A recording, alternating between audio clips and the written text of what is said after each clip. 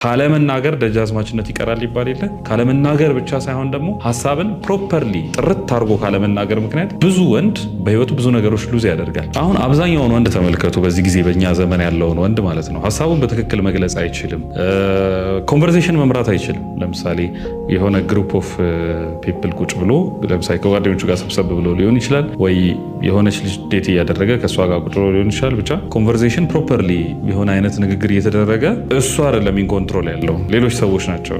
የሆነ ነገር ሲጠየቅ ብቻ ነው የሚመልሰው እንጂ ኢንኮንትሮል አይደለም። ያ ኢንቫይሮንመንት በእጅህ በአንተ እጅ አይደለም የሚመራው።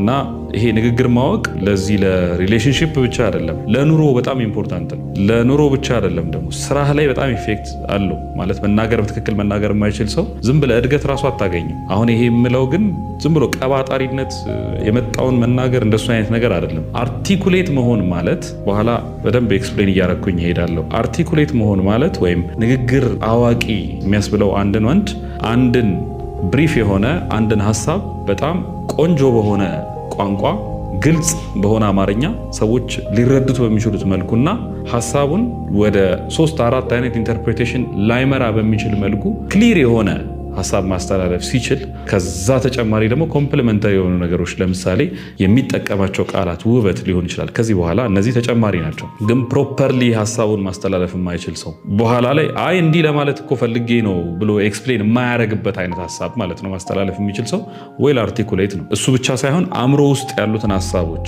ብዙ ጊዜ የምናስባቸውና የምንናገራቸው የተለያዩ የሆኑና ሰዎች ሚስ አንደርስታንድ ያደርጉናል ወይም ሀሳባችንን ላይረዱን ይችላሉ። ስለዚህ ጭንቅላታችሁ ውስጥ ያለውን ትክክለኛውን ሀሳብ በትክክለኛ ቋንቋ ሰዎች እንዲገባቸው አድርጎ ማቅረብ መቻል አርቲኩሌሽን ይባላል ወይም ንግግር አዋቂነት ይባላል። በጣም ብዙ ወንድ እንደዚህ አይነት ችሎታ የለውም።